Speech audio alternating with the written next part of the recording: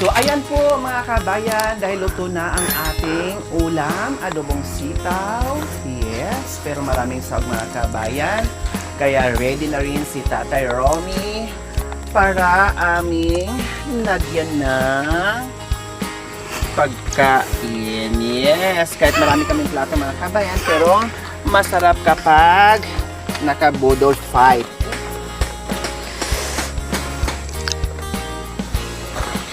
Pa.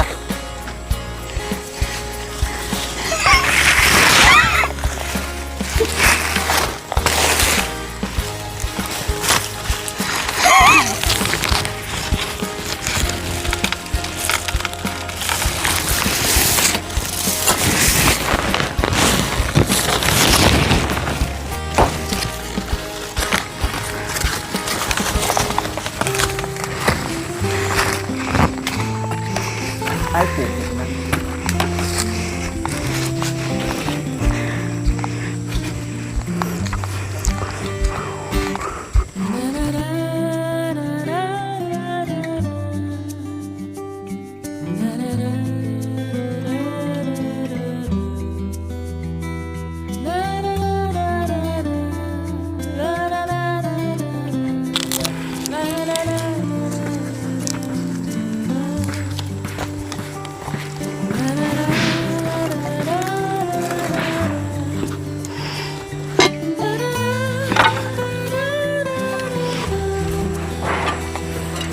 Ayan ang ating adobong sitaw mga kabayan.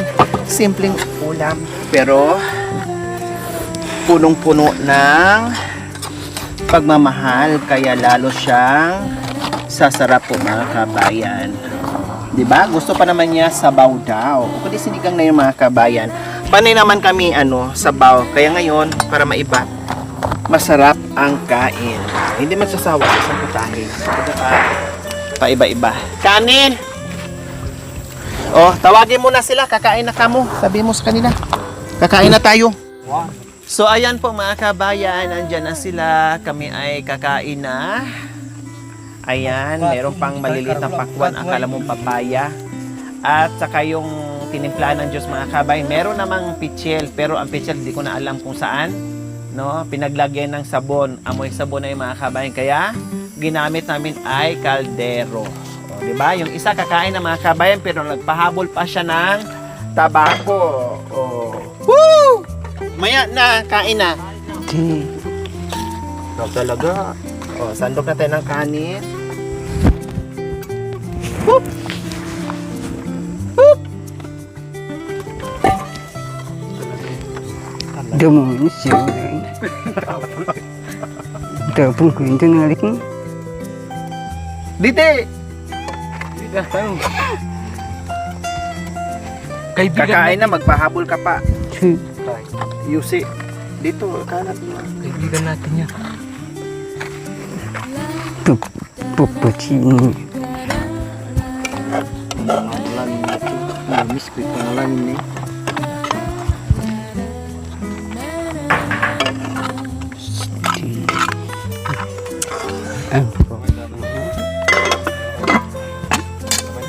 Nandyan dyan.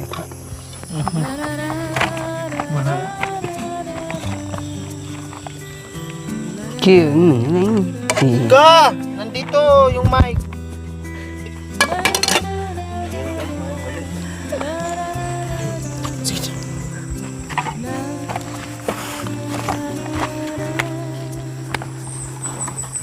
Iba.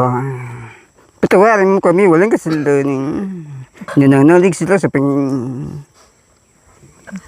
tinatanggap ng kapal na ito. Pag pinaparusin, pinapakonsukusin.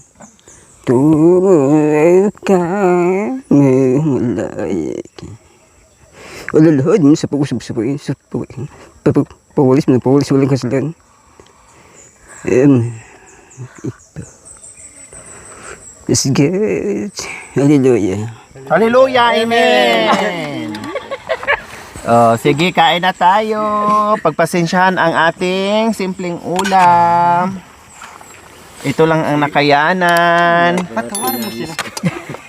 Miskit pa na lang. Tumawa na. Patawarin ko na nangyari ako.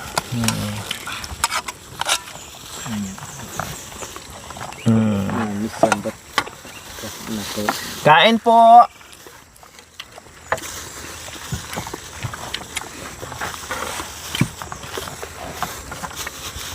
Maggulay lang ako, magpapakugulay.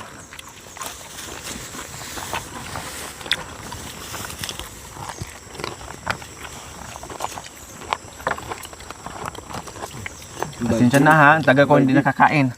Ay, pasensya na, ang taga ko hindi nakapagluto. Panginoon. Pagutomin mo mga ita.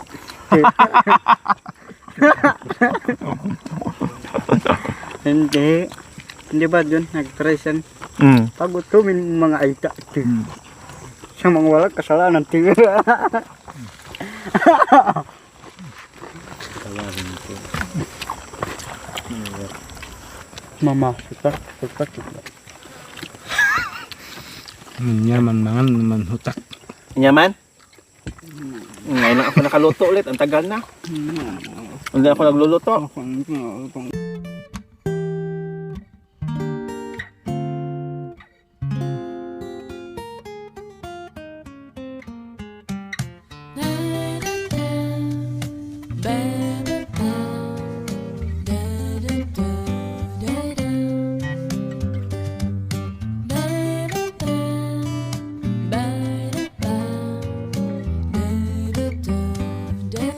Mangan po.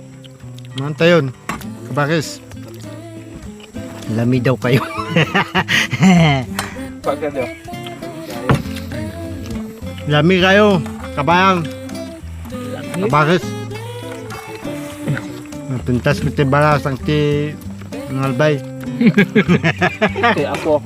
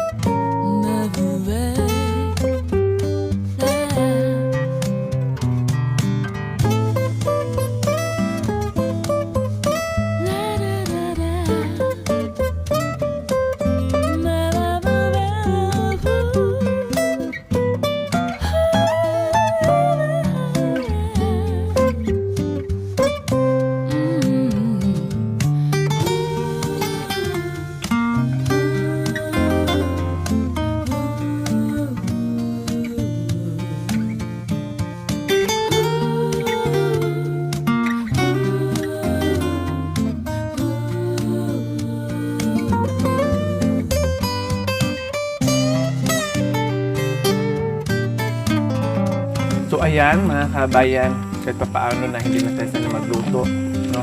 Kasam-sam na lang ay masarap sa pakiramdam, mapagod ka, pero nasarapan ka sa kain mga kabayan. O, diba?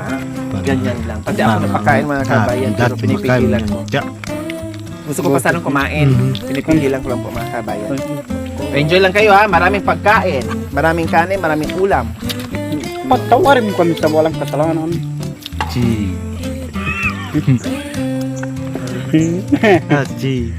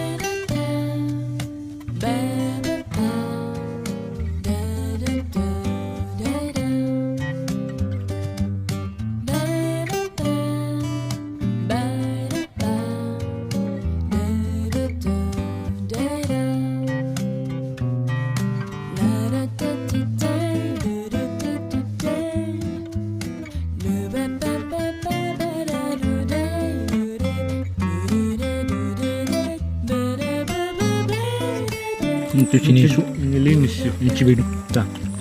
Nalinis siya ba? Yung karga. Nakakaroon ko ato ito yun. Yung mana nyo dad. Di bakun.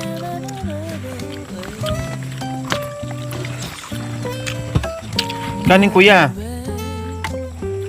Ay mo na? Ang daming kanin. Akala mo walang kanin? Dalawang kalderong kanin natin. Oh. Akala mo. Maubos. Kumain ah. Sa maubos. Ate kayo. Ang daming kanin. Dalawa. Kasi na, magkumpare na eh. Pare, sa apo. Sabayaw. Magkumpare doon sa apong ang pangang Nanay Lina. Ang tunina. Namiss ka ng Kuya Ted. Nanay. Ini itong pagkaluto ng apo. Oo, ganin baluto yan. Pati na yung apo namiss. Darag, kayo na. Lamis yung... Wala nga may iloblog ko itong baso. Lamis yung abiyas. Yung manager na apo.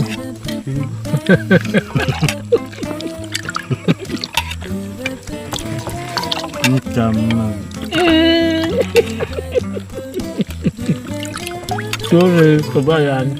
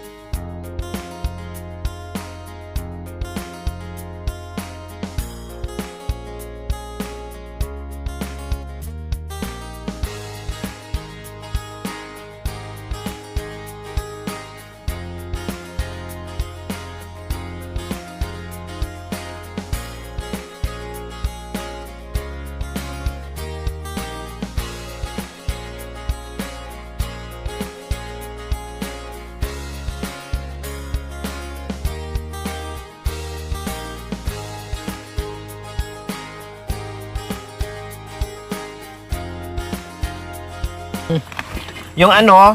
Pakwan. Hindi kumain. Kumain na kami. Buksan mo siya tayo.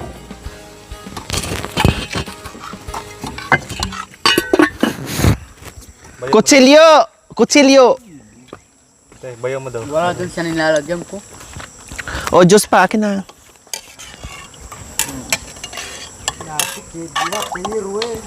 Marami pa dito. So, ayan po mga kabayan, mga busog na sila. Siyempre, magpahinga muna. Then, magpuprutas na mga kabayan. Halatang naparami ng kain. Yung sobra, isa ano na lang yan. Sa dogi. Ayan, sa dogi-dogi. May isda pa to mga kabayan. Ayan o. Ay, ano ba to? Nagugulungan naman to. Ayan, isang isda pa. So, yung mga sobra nila ay... Kuya, may ano pa dito? Sa aso. And then, binilhan na rin namin ng ano, pagkainan. Ay, ayan, may pagkainan ng mga kabayan. Sa mga nagsuggest na mabilhan. Ayan, galing po yan kay Nanay Mia. Yung iba, ginamit doon sa itaas. No? Sa pinapakain doon ni Team Lorry Driver. Ayan, ginagamit niya doon. Yung iba nga, kinukuha. Kasi iniiwan na namin, tinatabi namin kasi laging may aso doon. Kahit sino-sino pinapakain namin, kahit sinong aso doon.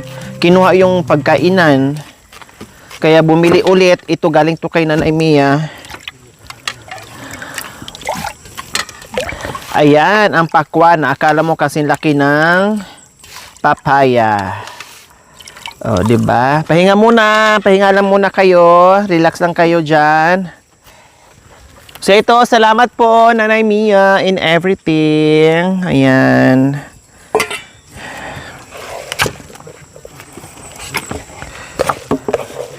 May ulam na po ito mga kabayan na.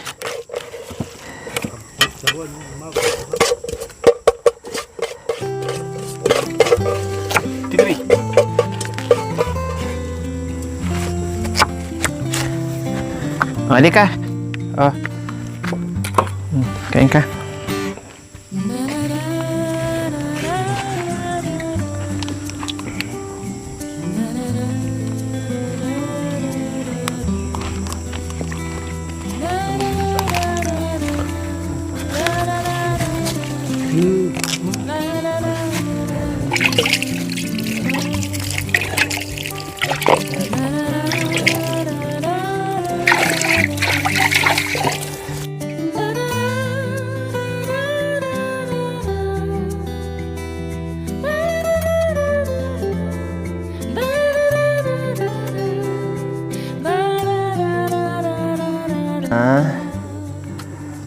pakwan na kulay yellow.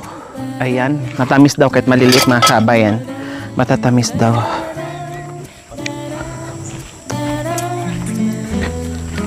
Oh. May harap ko tumanggi sa grasa.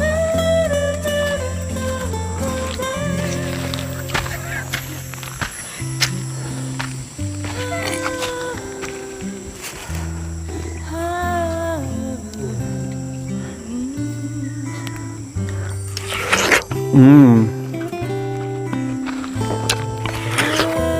Mm. Kahit maliliit sa mga kabayan, akala mo papaya lang. Matamis naman.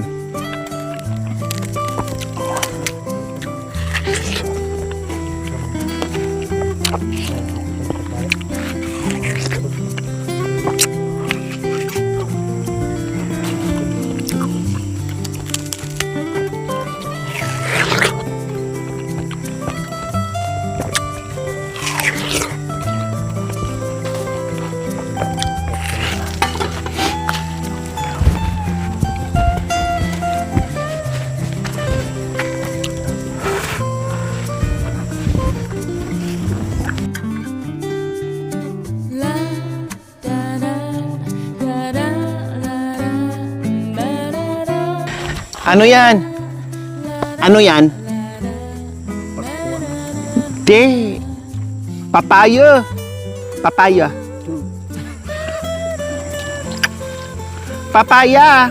Papaya ng Amerika. Pakwan. Tinanggalan talaga ng buto. Oh. Papaya ng Amerika. Hindi yan.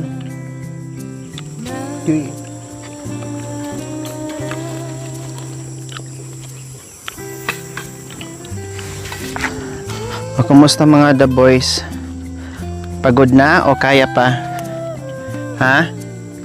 Kaya? Sigurado? Sigurado baka mamaya ay malumpo kayo, hindi nyo nakakayanin. Busog-busog. Malumpo sa busog. Grabe naman yan, malumpo sa busog talaga. Hindi pa ko yan, kuya. Dala ni at ano yan, dala ng sponsor natin galing ibang bansa. Ayan, ang ganyan ang ano nila, papaya doon. May buko. Parang ano, para lang siyang ano, galing ibang bansa yan.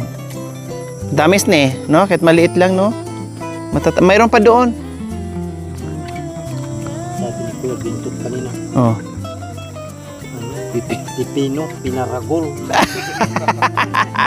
Pinatuwa. Kamain siya? Pinalakiwa na yung pakwan, pinatandaro. Mahilig sa pakwan yun. Bumibili ng ano yun. Dinala namin sa, ano, sa bayan. Naghanap ng pakwan. Gustong-gusto niya. Bumili siya. Mga prutas. Mahilig sa ano, mahilig siya sa prutas. O sabi pala ni ano, ni Kuya Bintot ay pinalaki daw na pipino. Tama, Kuya? Pinalaki daw na pipino, mga kabayan. Itong pakwan na yellow. Iwan ko bakit ang liliit din, no? May mahaba, kinain nyo na. Kasi alam ko, yung paoblong na mahaba. Kinain nyo na pala kanina. Alas 10. Di bale, yung maurit-urit naman ang bibilin ko sa susunod.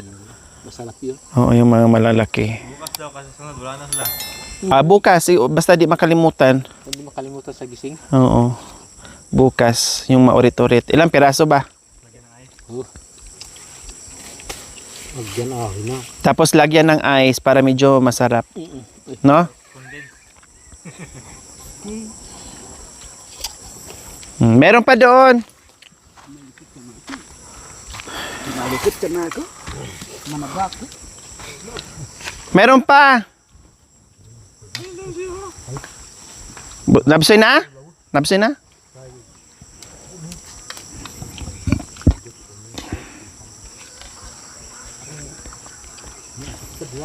Busog. Enggak. So, ayan, mga kabayan, ang sarap kumain dito sa ganitong lugar. Ayan po, o di ba? Dito kami nagluto kanina kasi sabi ko maingay yung pukpok, no? Nagpupukpok mga kabayan ang ating karpentero, kaya maingay. Ayan, o di ba? Tapos may doyan pa dito mga kabayan habang nagluluto kami dito. Ay nagdodoyan kami ni Tatay Romy. Busog na kasi panay kain din yung aso eh. Hindi siya tulad dati na pag binigyan mo talagang akala mo PG, ngayon hindi na. Kasi kumbaga nakakakain na siya tapos maya-maya pa kung anong pagkain binibigyan. So ayan po mga kabayan. O di ba ang ganda natin ng mga kabayan sa bahay ni Tatay Romy. Oh, di ba? Diyos ko, akala mo ay nasa paraiso ka mga kabayan na napalibutan ng kagandahan ng kabundukan po mga kabayan. Tapos may bahay dito na blue. Sky blue ba to? O blue? Blue talaga siya. Royal blue? O basta. Then, hindi pa tapos siya mga kabayan. Syempre, no, marami pang gagawin dyan mga kabayan. And then, try natin magtanim ng halaman sa palibot ng bahay ni Tatay Romy after lahat. Kasi, syempre, panibagong linis na naman mga kabayan after magawa yung kwarto and everything. So, linis-linis na naman, no? Dahil marami na naman kalat. Syempre, may ginagawa. Kaya kailangan na naman siyang linisin. Tapos, dito sa itaas mga kabayan, no? Kung ano yung pwede o kung saan pwede magtanim ng halaman, yes, tataniman po namin yan, no? Yung katulad sana sa Beaudex, sana makahingi ako doon kung meron pa kasi nasira yung mga kabayan, no? Nasira yun sa bagyong Yuan. So titinan natin o kahit gusto ko nga sana bugang bilya sana mga kabayan no? Yung paikot na bugang bilya, yung sana ang itanim natin dyan para yung bulaklak niya ay continuous po mga kabayan para maganda siya tingnan. Kung ano nangyari ni Tatay Romy, nabusog lang, mukhang nanghina si Tatay Romy, pero talaga naman ang sigarilyong di maubos. Di ba? Sigarilyo kaagad. Then, syempre, mamaya na naman po mga kabayan, asikasuhin ko na naman po ang kanilang merienda. Di ba? Hindi kakakain lang nila, katatapos lang kumain mga kabayan, pero inisip ko na naman yung kanilang merienda. Ganyan sila dito, pag nandito ako mismo, ay maasikaso ko yung pagkain nila, pati merienda mga kabayan. Talagang nasusunod yung oras, umaga, tanghali, merienda, and hapunan. Ayan. Thank you for watching. Don't forget to like, share, and subscribe.